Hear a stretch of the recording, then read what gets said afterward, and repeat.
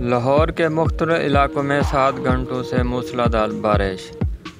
فیروز پور روڈ، تاج پورہ، مغل پورہ سمیت دیگر علاقوں میں کئی فٹ پانی جمع۔ ہرویس پورہ انڈر پاس پانی سے بھر گیا۔ سب سے زیادہ بارش تاج پورہ میں 185 ملی لیٹر ریکارڈ کی گئی۔ ایئرپورٹ پر 160، مغل پورہ میں 149، چوک ناخدا میں 148 اور لکشمی چوک پر 128 ملی لیٹر بارش ریکارڈ کی گئی۔ گوجرانوالہ، شیخو پورہ اور قصور میں بھی بادل خوب برسے۔ گجرات میں جگہ جگہ پانی جمع۔ جہلم میں ڈومیلی کے قریب ڈیمز کے بند ٹوٹنے سے پانی آبادی میں داخل۔ امدادی کارروائیاں جاری۔ لاہور کے علاقہ سلامت پورہ میں چھت گرنے سے 2 خواتین جاں بحق، جبکہ بچہ زخمی ہو گیا۔ گجرات میں مکان کی چھت گرنے سے 2 افراد جاں بحق۔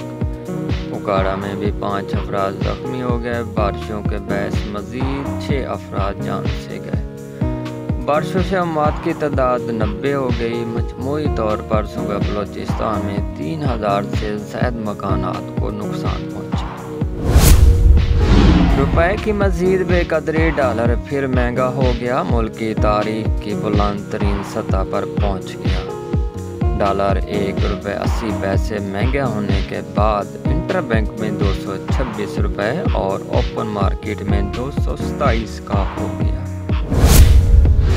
وزیر اعلیٰ پنجاب کے انتخاب کا دنگل۔ عمران خان آج لاہور پہنچیں گے۔ عمران خان تحریک انصاف اور قافلے کی پارلیمانی پارٹی سے بھی خطاب کریں گے۔ نامزد وزیر اعلیٰ چودھری پرویز الہی بھی عمران خان سے ملاقات کریں گے۔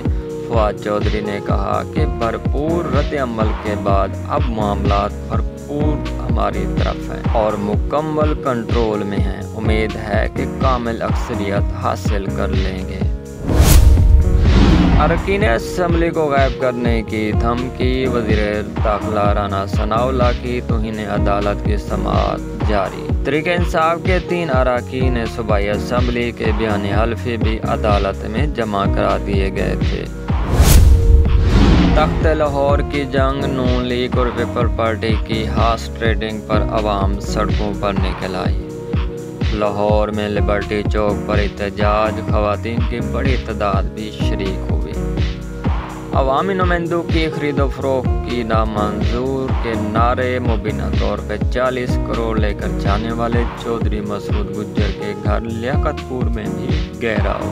غدار اور لوٹے نامنظور کے نعرے۔ عمران خان کہتے ہیں کہ سپریم کورٹ نے خرید و فروخت روک دی ہوتی تو آج یہ دن نہ دیکھنا پڑتا۔